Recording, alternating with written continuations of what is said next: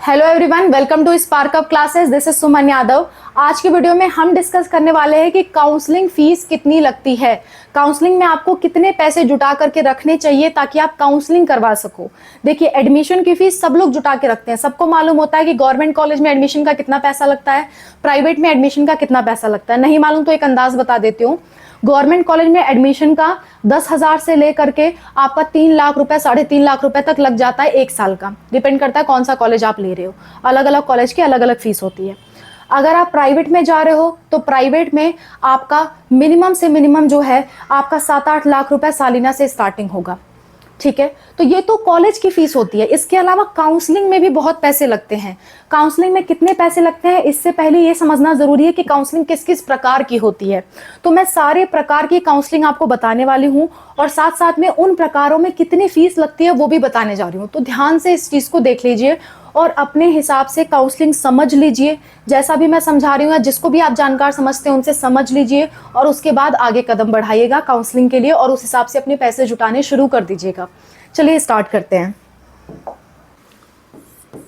Counselling फी, counselling में आपके total कितने पैसे लग जाते हैं वो हम डिस्कस करने वाले हैं। ध्यान से देखिए, काउंसलिंग फी पहली बात तो डिपेंड करती है कि कौन सी काउंसलिंग आप करा रहे हो।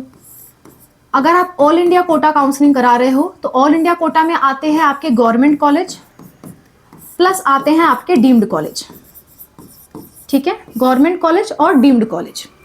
अब गवर्नमेंट कॉलेज की अगर आप काउंसलिंग करा रहे हो तो रजिस्ट्रेशन का 1,000 रुपए लगेगा, जनरल की बात बता रही हूं, और SC ST का आधा लगता है, यानी कि SC ST का 500 रुपए लगेगा। ठीक है, अगर इसके बाद सिक्योरिटी मनी देनी होती है जो आपको बाद में वापस मिल जाती है करीबन 1 साल बाद। 2026 में आप जमा कर रहे हो, 2027 में वापस मिलेगी। ये सिक्योरिटी मनी गवर्नमेंट कॉलेज के 10,000 रुपए होती है। ठीक है, 10,000 रुपए होती है। All India quota MBBS BDS की हम बात कर रहे हैं। MBBS BDS नर्सिंग, इन तीनों की ऑल इंडिया कोटा काउंसलिंग के लिए आपके इतने पैसे लगेंगे और इतने में आपका सारा हो जाएगा। ठीक है, और इतने में आपके कितने राउंड होंगे, राउंड भी चलते हैं। राउंड आपका पहला हो जाएगा, दूसरा हो जाएगा, तीसरा हो जाएगा, चौथा में कभी कभी दोबारा से ये 1,000 रुपए लेते हैं और ये वापस भी आपको नहीं मिलते। लेकिन पिछले साल इन्होंने नहीं लिया था, पिछले साल वेबसाइट खराब थी इसलिए इन्होंने पैसा नहीं लिया था, लेकिन 2024 में ये पैसा लेते थे। तो 2026 में क्या करेंगे मैं नहीं बता सकती, पर इतना आपको सतर्क जरूर कर रही हूँ। रजिस्ट्रेशन में एक बार 1,000 लगते हैं और चौथे राउंड में दोबारा से 1,000 रुपए लगते हैं। सिक्योरिटी मनी दोबारा नहीं देनी होती अगर आपने सारे नियम कानून फॉलो किए हैं तो नियम फॉलो करना बहुत ज़्यादा ज़रूरी है। जब काउंसलिंग के नियम आएंगे मैं आपको वीडियो बना के ज़रूर बताऊंगी। डिस्क्रिप्शन में प्लेलिस्ट है, सेव कर लीजिए। नीट 2026 अपडेट्स की प्लेलिस्ट है, अभी से लगा करके जब तक आपका एडमिशन नहीं हो जाता सारी जानकारी आपको उसमें मिलेगी। और अगर आपको हमसे कॉल पे जानकारी लेनी है तो भी आप ले सकते हो। ये हमारा फ़ोन नंबर है 6393798060। ये पेड है, यानी कि आपको इसके लिए व्हाट्सएप पे मैसेज करना होगा। हम आपको QR कोड भेजेंगे, 200 का पेमेंट करके तब आप हमसे सारी जानकारियां ले सकते हो। जो भी आप जानकारी लेना चाहते हो आप ले सकते हो। ओके, नेक्स्ट, ये गवर्नमेंट की बात हो गई। MBBS BDS या नर्सिंग कितना भी आपको कॉलेज भरना है, चाहे जितना गवर्नमेंट कॉलेज आप भरना चाहो इसी पैसे में आप भर सकते हो, इतने राउंड तक आप भर सकते हो। ओके, डीम्ड में अगर आपको जाना है तो डीम्ड प्लस गवर्नमेंट, अगर दोनों आपको भरना है डीम्ड प्लस गवर्नमेंट, तो उस केस में रजिस्ट्रेशन के जो पैसे हैं वो 5,000 रुपए लगेंगे जो कि आपको वापस नहीं मिलते हैं। सिक्योरिटी जो है वो अगर आप MBBS के लिए जा रहे हो तो 2 लाख रुपए लगेगी, अगर आप BDS के लिए जा रहे हो तो 1 लाख रुपए लगेगी। नर्सिंग का कोई भी प्राइवेट कॉलेज नहीं होता, ठीक है, या फिर कोई भी डीम्ड कॉलेज नहीं होता। इसमें भी आप राउंड 1, राउंड 2, राउंड 3 तक आराम से जा सकते हो। राउंड 4 में दोबारा से आपके 5,000 रुपए लग सकते हैं। पिछले साल नहीं लगे थे लेकिन 2024 तक लगता था, इसलिए मैं आपको सतर्क कर रही हूं कि ये दोबारा से पैसे लग सकते हैं। ये केवल और केवल ऑल इंडिया कोटा काउंसलिंग की बात है, MBBS BDS और नर्सिंग की। इसी तरह सेम टू सेम अगर आप all India quota counselling Ayush का करवाना चाह रहे हो तो उसका भी अलग होता है। इसके साथ साथ अगर मैं स्टेट कोटा काउंसलिंग की बात करूं, पहले स्टेट बता देते हैं फिर आयुष की तरफ जाएंगे। State quota counselling, state quota counselling में क्या होता है, इसमें आपके गवर्नमेंट कॉलेज आते हैं प्लस प्राइवेट कॉलेज आते हैं। ठीक है, गवर्नमेंट आते हैं, प्राइवेट आते हैं। गवर्नमेंट वाले जो हैं वो आपके रजिस्ट्रेशन का पैसा कुछ 1,000 लेते हैं, कोई 2,000 लेते हैं, अलग अलग स्टेट का अलग अलग होता है। जैसे यूपी में 2,000 लगते हैं, ठीक है। सिक्योरिटी की बात कर ले, सिक्योरिटी तो कुछ लोग लेते ही नहीं है, 0 रुपए लगते हैं। कुछ लोग 10,000 लेते हैं, कुछ लोग 20,000 लेते हैं, कुछ लोग 30,000 भी लेते हैं। तो अलग अलग स्टेट की अलग अलग सिक्योरिटी मनी है। जैसे यूपी में बताऊं तो यूपी में 30,000 लगता है, ओके। केरला में नहीं लगता है सिक्योरिटी मनी काउंसलिंग के टाइम पे। अगली बात कर लेते हैं। इसके बाद इसमें आप कितने राउंड तक जा सकते हो? पहला राउंड, दूसरा राउंड, तीसरा राउंड जा सकते हो। चौथे राउंड में ये आपसे दोबारा से 1,000 या 2,000 या जो भी आपकी रजिस्ट्रेशन की फीस है वो दोबारा से ली जाएगी। सिक्योरिटी तब तक नहीं ली जाती है दोबारा जब तक आप कोई गलती नहीं कर रहे, आप कोई रूल नहीं तोड़ रहे।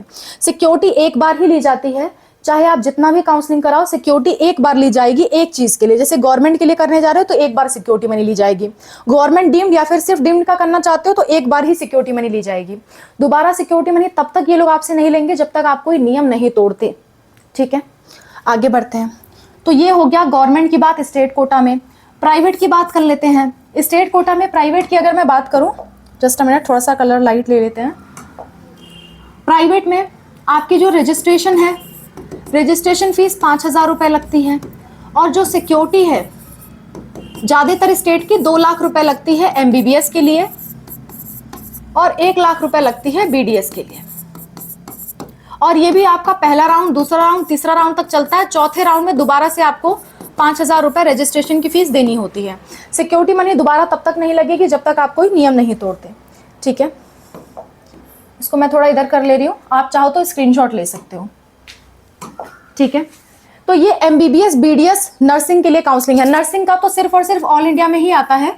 एमबीबीएस बीडीएस स्टेट कोटा में आएगा, एमबीबीएस बीडीएस, ठीक है।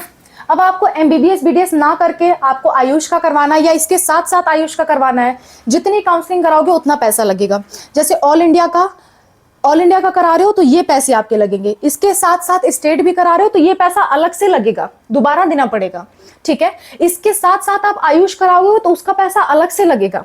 तो अपने मार्क्स पहले देखना, डिस्कस कर लेना किसी भी जानकार व्यक्ति से। आप हमसे डिस्कस करना चाहते हो हमसे कर सकते हो, किसी से भी करना चाहते हो किसी से भी कर सकते हो, पर पहले जानकारी ले लेना कि आपको किस काउंसलिंग में जाना चाहिए, क्योंकि इतनी सारी काउंसलिंग्स हैं, सारी काउंसलिंग के इतने सारे पेमेंट है, इतना सारा समय आपका जाएगा। तो इसलिए सही काउंसलिंग चुनना आपके लिए जरूरी है।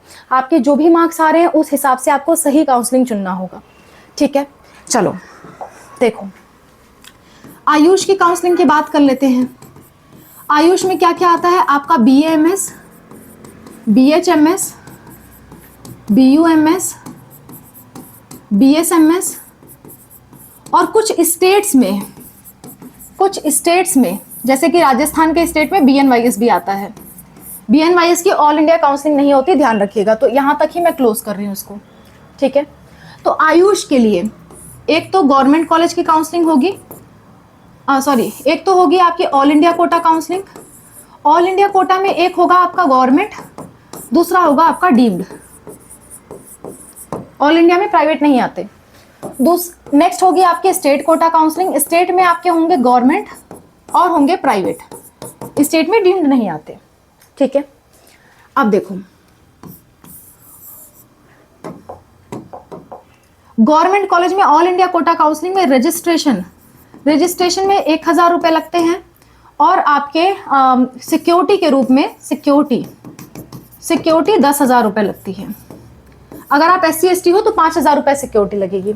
और ये भी चलता है आपका 1 राउंड, 2 राउंड, 3 राउंड तक। चौथे राउंड में दोबारा से आपको 1,000 रुपए जो कि रजिस्ट्रेशन की फीस है दोबारा देनी पड़ती है, ठीक है। डीम्ड की अगर मैं बात करूं तो रजिस्ट्रेशन में 5,000 रुपए लगते हैं, और सिक्योरिटी जो होती है आपकी सिक्योरिटी 50,000 रुपए लगती है, 50,000, ठीक है। ये भी आपका 1 राउंड, 2 राउंड, 3 राउंड तक चलेगा। चौथे राउंड में दोबारा से 5,000 रुपए लगेंगे, और ये 5,000 वापस नहीं होते हैं, ध्यान रखिएगा, ठीक है। जो रजिस्ट्रेशन की फीस है वो कभी वापस नहीं होती। सिक्योरिटी मनी अगले साल वापस होती है। इस साल आप जमा करोगे तो अगले साल आपको मिलेगा, ठीक है। जैसे जिन्होंने पिछले साल जमा किया था उनका अब यही मार्च में आ रहा था पैसा, ओके। चलो स्टेट कोटा की बात कर लेते हैं। State quota counselling. State quota counselling में अगर आप गवर्नमेंट में जाते हो, जस्ट अ मिनट, अगर आप गवर्नमेंट में जाते हो तो रजिस्ट्रेशन का जो पैसा है वो 1,000 या 2,000 रुपए लगता है, डिपेंड करता है कौन से स्टेट में जा रहे हो। सिक्योरिटी 10,000 से लेकर के 20,000 के बीच में लगती है। जिस स्टेट का जा रहे हो उस स्टेट वाइज अलग अलग लगेगा। ये भी आपका first round, second round, third round तक चलता है। चौथे राउंड में दोबारा से आपसे 1,000 रुपए लिए जाएंगे।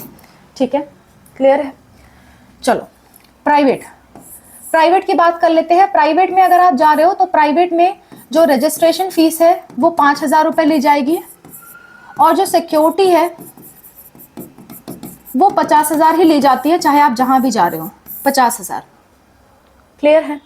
अब आयुष की काउंसलिंग ऑल इंडिया का कराओगे तो ये पैसे अलग लगेंगे, स्टेट कोटा का कराओगे तो अलग लगेंगे, और जितने ज्यादा स्टेट का कराओगे उतने ज्यादा पैसे लगेंगे। जैसे मान लेते हैं आपने एक स्टेट का कराया तो एक बार पैसा लगा, 2 स्टेट का कराया तो यही पैसे दोबारा आपके लगेंगे, 2 बार लगेंगे, 3 स्टेट का कराया तो 3 बार लगेंगे।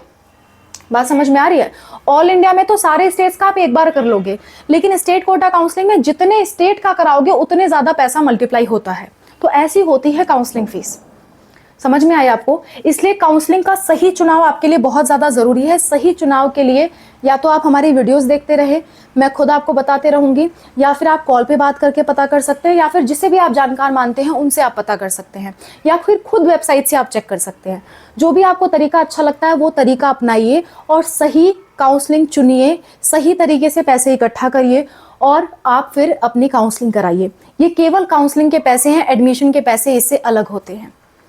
बात समझ में आ गई। तो काउंसलिंग की फीस जुटा के रखिएगा। एडमिशन के पैसे तो सब लोग जुटा के रखते हैं, काउंसलिंग फीस जुटा के रखिएगा। और अगर आप किसी काउंसलर को हायर करते हो तो कोई भी काउंसलर एक एवरेज फीस बता देती हूँ, काउंसलर्स 5,000 से लेकर के 10,000 या कुछ काउंसलर 12,000 रुपए पर काउंसलिंग आपसे चार्ज करेंगे एक काउंसलिंग का। तो इतना चार्जेस लगते हैं, इतना चार्जेस बिल्कुल वाजिब हैं। पर इससे ज्यादा कोई चार्ज कर रहा है तो वेबसाइट खराब होने पे 1-2 हजार ज्यादा चार्ज कर दिया, कोई बात नहीं।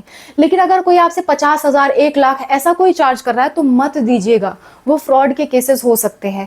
किसी भी काउंसलर्स को पिछले साल कई सारे स्टूडेंट्स, कई सारे पेरेंट्स का मेरे पास फोन आया था कि बहुत सारे लोगों ने 10 लाख रुपए दे दिए या 20 लाख दे दिए या 5 लाख दे दिए। तो ऐसे केसेस में आप मत फंसिएगा। इससे ज्यादा काउंसलर्स चार्जेस नहीं लेते अगर वो नॉर्मल अच्छे काउंसलर्स हैं तो, ठीक है। इससे ज्यादा चार्ज उन्हें नहीं लेना चाहिए। क्लियर है। तो सही तरीके से सही काउंसलर चुनिए, फ्रॉड चीजों से बचिए और जितना हो सके सतर्क रहिए, सारी जानकारियां लेकर के बैठिए।